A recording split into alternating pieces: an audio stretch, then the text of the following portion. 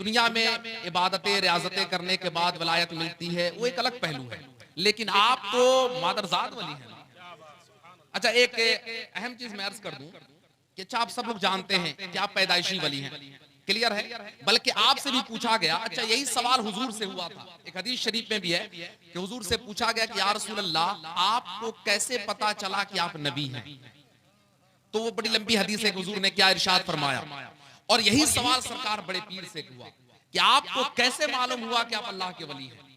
तो आपने फरमाया कि जब मैं मकतब में जाता था पढ़ने के लिए बचपने के जमाने में, तो गैब से आवाज आती थी कि अल्लाह के वली के लिए जगह छोड़ दो।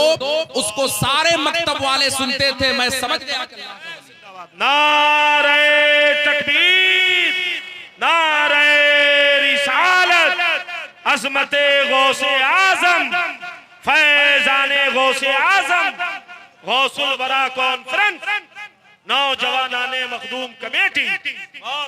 इस पर जो मुझे अर्ज करना है, नुक्ता वो जरा सुन लें। आप पैदाइशी वली हैं, ठीक है, हसनी सैयद हैं, आप गौसियत कुबरा पर हैं, ये सारी फजीलतें, इसके बावजूद आप मदरसे में पढ़ने जा रहे हैं।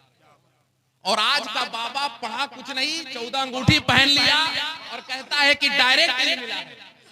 अरे हसनी सैयद है जिसका नाना के मकाम का जवाब नहीं है, ये गौसियत कुबरा पर है और ये पढ़ने जा रहे हैं। और आज का ये मकरो फरेब में लदा हुआ और ये 14 अंगूठी और झोटा बढ़ा के और कहता है कि वो हमें डायरेक्ट विलायत में तेरे बड़े पीर से बड़े नहीं हो सकते हैं ना।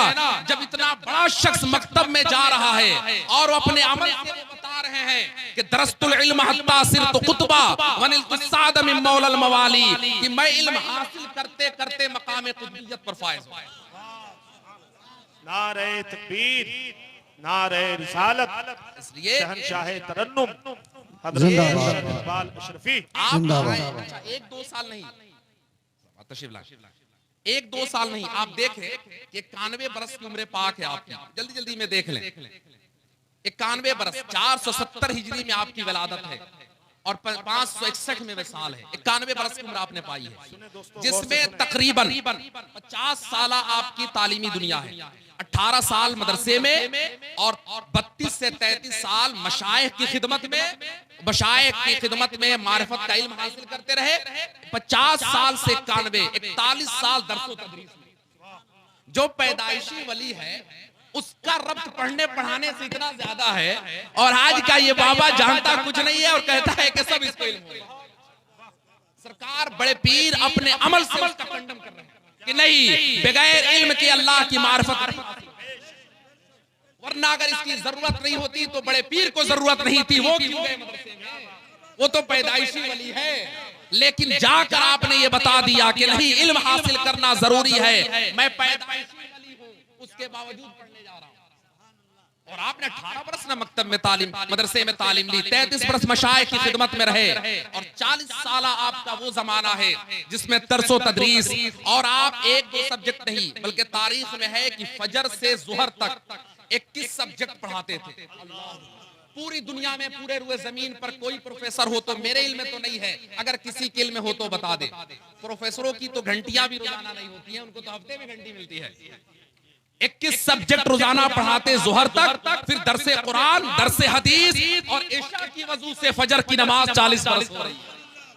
दिन भर ये रसूलुल्लाह की तालीम दे रहे हैं, काल अल्लाह काल रसूल कर रहे हैं, और रात भर अल्लाह के खौफ का आलम ये है कि इशा की वजू से फजर की नमाज। सुभान अल्लाह। और तब कहते हैं कि दरस्तुल इल्म हत्ता सिरतु कुतबा वनिलतु साद मिन मौलल मवाली, कि मैं इल्म हासिल करते करते मकाम कुतबियत पर फायज हुआ। और ये सरकार बड़े पीर की शख्सियत बिल्कुल अलग है। असल में एक और कंफ्यूजन हमारे यहाँ है कि हम करामतों से तारुफ कराते हैं। असल में आज का जो नौजवान तबका है ना, दिल्ली भोपाल ये कॉलेज में पढ़ने वाला, ये करामतों का मुनकिर है, वो बिल्कुल करामतों को तो मानता ही नहीं। मैं अपने उलमा से गुजारिश करता हूँ, करामतों को तो बयान ही ना करें। अरे करामत क्या है? इस्तिकामत की गाड़ी तेज दौड़ रही है, अल्लाह के खौफ की गाड़ी तेज दौड़ रही है, जो धूल उड़ते हैं ना वही करामत है। और करामत बड़े पीर की करामत, जैसे नबियों में हुजूर के मोजज़े का जवाब नहीं है, ऐसे ही वलियों में सरकार बड़े पीर के करामात का जवाब है। वो तो हम उनको शुमार भी नहीं ला सकते ना, हद तवातुर को पहुंचे हुए हैं। लेकिन आपकी वो इस्तिकामत और आपके खिदमात, आपके कारनामे क्या है वो देखें। देखिए आप पैदा होते हैं ईरान के जीलान में, और सरकार गरीब नवाज की पैदाइश है ईरान के सिस्तान में। आप जब गूगल मैप पे देखेंगे ना, ये दोनों कस्बा बहुत करीब है। सिस्तान के गरीब नवाज हैं और 533 में आपकी विलादत होती है और 470 में सरकार बड़े पीर। सरकार गरीब नवाज के अखीर जमाना जो है ना, उसमें आपने पाया है वो जमाना। मिलने में इख्तलाफ है, बैर मुझे नहीं जाना है। आप देखें ईरान में पैदा होते हैं और बगदाद मुअल्ला को आपने मरकज बनाया, और मरकज बना के, और वो कौन सा जमाना था? ये बादशाह खुलफाए अब्बासिया के जुल्म का जमाना था। आसान नहीं, किसी पीर, पूरी तारीख पढ़ेंगे ना, कोई आलिम मौलाना पीर फकीर खुलफाए अब्बासिया के बादशाहों के सामने नहीं बोलता था। अच्छा, आज आप गवर्नमेंट के खिलाफ कुछ बोलते हैं ना, अगर आपको सजा भी देना चाहती है गवर्नमेंट, तो इतना लंबा प्रोसेस है ना कि 20-25 साल गुजर जाएंगे। लोअर कोर्ट है, हाई कोर्ट है, डिस्ट्रिक्ट कोर्ट है, सुप्रीम कोर्ट है, करते करते टाइम पास हो जाता है। खुलफाए अब्बासिया में ऐसा नहीं था, कोई खिलाफ बोला फौरन तलवार उसकी गर्दन पर, उतना इंतजार ही नहीं था, उसमें कोई बोलता नहीं था उनके खिलाफ। लेकिन ये फातिमा का शहजादा है, जब सरकार बड़े पीर आए हैं बगदाद में, जब आपने देखा है कि जुल्म हो रहा है, और खुलफाए अब्बासिया के जालिमों के बारे में आप जानते हैं, चूंकि खुलफाए राशिदीन के बाद 41 हिजरी में जब खुलफाए राशिदीन का जमाना खत्म हुआ तो बनु उमैया की हुकूमत आई। 132 हिजरी में बनु उमैया का मामला सिमटा है, खुलफाए अब्बासिया का जमाना है। इनका जुल्म बहुत मशहूर है, बहुत बड़े ये जालिम लोग थे। अरे मामून रशीद हारून का बेटा, और उसके बाद खुलफा इसी के तो है जो इमाम अहमद बिन हंबल पर कोड़े बरसवार है। वो इमाम अहमद बिन हंबल जिनके पैरवी करने वालों में सरकार बड़े पीर भी हैं। हमारे 4 इमाम है ना, हम हनफी हैं, लेकिन इमाम अहमद बिन हंबल के फॉलोअर्स में सरकार। आप जानते हैं इमाम अहमद बिन हंबल क्या मर्तबा कितना है? जब इमाम अहमद बिन हंबल की कब्र पे हाजिरी के लिए सरकार बड़े पीर पहुंचे हैं अपने जमाने में, तो इसको बड़े मशाइख ने लिखा है कि कब्र खुल गई और इमाम अहमद बिन हंबल कब्र से बाहर तशरीफ लाए और आपको सीने से लगाया और कहा कि शेख अब्दुल कादिर जिलानी, शरीयत व तरीकत में मैं तुम्हारा मोहताज हूं।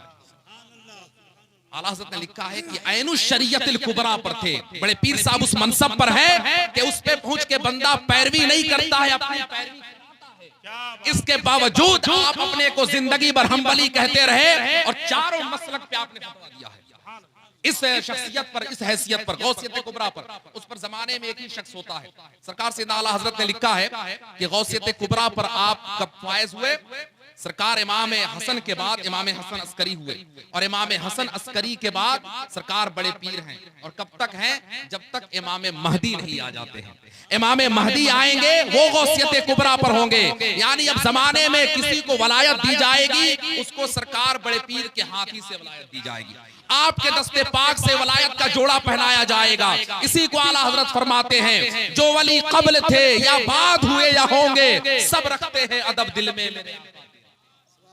जुनैद बगदादी ने पूछा था ना, या अल्लाह नाम सुन रहा हूँ शेख अब्दुल कादिर जिलानी का, और सरकार जुनैद बगदादी पहले के हैं, मशाइख कादरिया में हमारे बुजुर्गों में बहुत पहले है।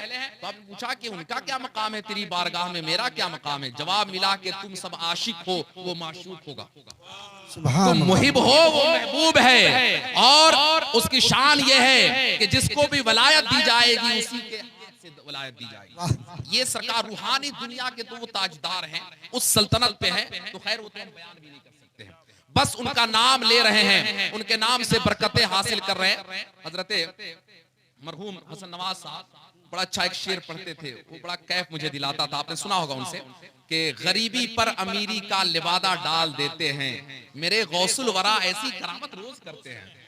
गरीबी पर अमीरी का वो तो अल्लाह ने वो कुदरत अता फरमाई है ना, वो कमाल अता फरमाया है कि जहां चाहें, जिस तरह चाहें। सरकार ने जब ऐलान फरमाया और आपसे कहा गया कि ऐलान करें कि मेरा ये कदम सारे वलियों के, कब ये कब की बात है?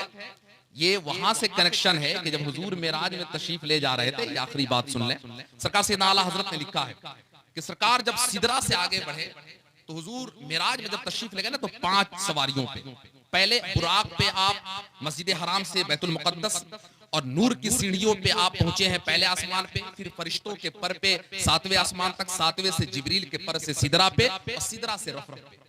जब वहां पहुंचे हैं और सवारी लाई गई, तो हुजूर जब सवार हो रहे थे तो रब का निजाम था, वरना हुजूर सवार हो जाते।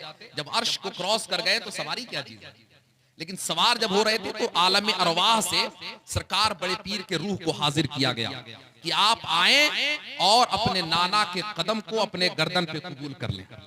सरकार बड़े पीर के रूह को आलम अरवाह से हाजिर किया गया। आपने जब कबूल किया तो हुजूर पाक ने इरशाद फरमाया कि तुम कौन, तो आपने अर्ज किया कि आपका नवासा, आपका बेटा अब्दुल कादिर जिलानी है। तो हुजूर ने फरमाया कि मेरे कदम को तुमने कबूल कर लिया, जाओ अब तुम्हारा कदम सारे वलियों के गर्दनों पर होगा। तो जब सरकार बड़े पीर ने ये ऐलान फरमाया है, उस वक्त सरकार गरीब नवाज अस्फियान के जंगल में मुराकबा कर रहे थे। वहीं से आपने कहा कि शेख अब्दुल कादिर जिलानी, आपका कदम सिर्फ मेरे गर्दन पे नहीं, मेरी आंखों पर भी है, मेरे सर पर भी है। तो सरकार बड़े पीर ने फरमाया कि गयासुद्दीन हसन, जैसे तुमने मेरे कदम को कबूल किया, मैंने तुम्हें हिंदुस्तान की बादशाह मजरे चिश्त बुखारा इराक़ो अजमेर, कौन सी किश्त पे बरसा नहीं झाला तेरा, और राज किस शहर में करते नहीं तेरे खुद्दाम, बाज किस नहर से लेता नहीं दरिया।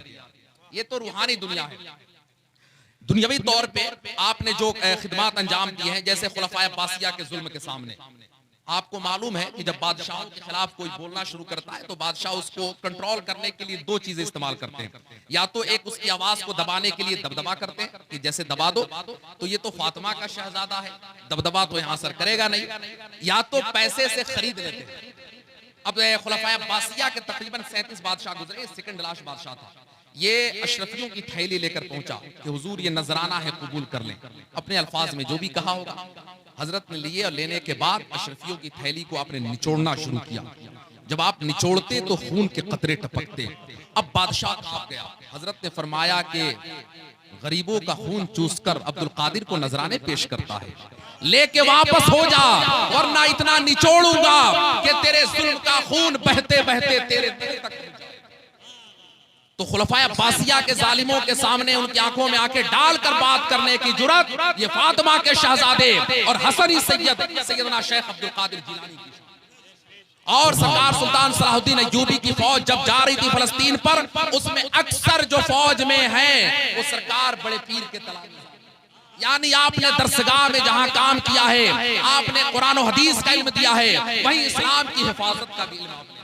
आप जिस भी एतबार से देख लें, गौसे आजम हर दुनिया के आप ताजदार ही नजर आते हैं, आप गौसे आजम ही नजर आते हैं। चाहे सिपा सालारी की दुनिया हो, चाहे इल्म तालीम की दुनिया हो, चाहे वलायत की दुनिया है। इसलिए हम कहते हैं मेरी किस्मत की कसम खाएं सगाने बगदाद, मेरी किस्मत की कसम खाएं सगाने बगदाद, हिंद में भी रहूं तो देता रहूं कि मैं हिंदुस्तान में भी हूं, लेकिन आपका तस्करा कर रहा हूं, आपका पहरा दे रहा हूं। यकीनन ये हमारी सादत है और हम दुआ करते हैं उन्हीं अल्फाज में जिन अल्फाज में आला हजरत ने कहा है, नज़ा में गोर में सरे पुल पे कहीं, हाथ से छूटे ना दामाने मुअल्ला तेरा, तुझसे दर दर से सग और सग से है मुझको निस्बत, मेरी गर्दन में भी है दूर का डोरा तेरा, इस निशानी के जो सग हैं नहीं मारे जाते, हश्र तक गले में रहे। दुआ करते रहें, उनका नाम लेवा रहें। और कोई एक वजीफा अर्ज करके बात खत्म कर दूं, हमेशा उनके नाम से फातिहा तो जुमेरात को लाजिम पेश करें, कुछ भी हो। यहाँ होता है माशाअल्लाह। और 11वीं शरीफ तो जरूर मुनक्कद करें, हर चांद की 11वीं तारीख आप दुआ करें। और उस बारगाह में कोई भी मामला हो, सरकार बड़े पीर फरमाते हैं कि मेरे वसीले से रब से दुआ करो, मेरे वसीले से मांगी गई दुआ रद्द नहीं होती है। इसलिए हमें बस यकीन है अल्लाह ताला उनके सदक़े में ईमान पे हमें कायम रखे और दुनिया से ईमान पर खात्मा नसीब फरमाए। और हम तो अकीदे का एक बड़ा अच्छा शेर पढ़ते हैं ना, इमाम साहब से आप लोग सुनते होंगे दुआ में, या इलाही ले चले जब दफन करने कब्र में, गौसे आजम पेशवाए औलिया का साथ। हम तो दुआ करते हैं, हमारा अकीदा है या अल्लाह उन्हीं की मोहब्बत में ले जा और कयामत में उन्हीं के झंडे के नीचे लगा दो। और जिसे परेशानी हो, परेशान हो, हम तो क्लियर है इसमें कि हम उन्हीं के नाम पर हैं और इसी मसलक पे हम मरना पसंद करते हैं और इसी गिरोह में क़यामत पसंद करते हैं। अल्लाह ताला कबूल फरमाए, आमीन। बजाहे सय्यिदिल मुरसलीन, अस्तगफिरुल्लाह रब्बी मिन कुल्लि ज़ंबी व अतूबु इलैहि।